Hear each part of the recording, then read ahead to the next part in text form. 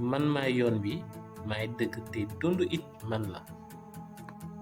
asalaamaaleykum maa ngi lay nuyu di la ziar lii nag dafa nekk laajte bu am solo àdduna si mi ngi laajte kan mooy yoon wi yow mii tamit dangaa bëgg a leerlu ci loolu tey dinañ ko leeral.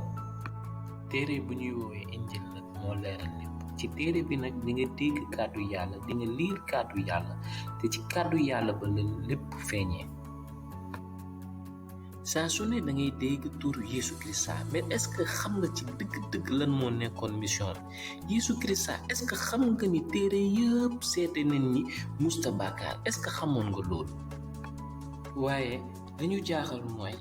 bàkkaar ci Aadama ak Awa la jaar dugg ci àddina indaale fi dee te dee daal di law si nit ñëpp ndaxte ñëpp ay bàkkaar waaye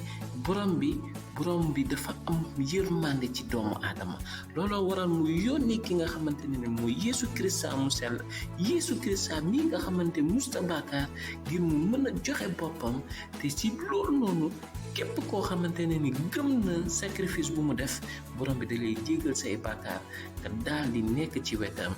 na la borom bi barke.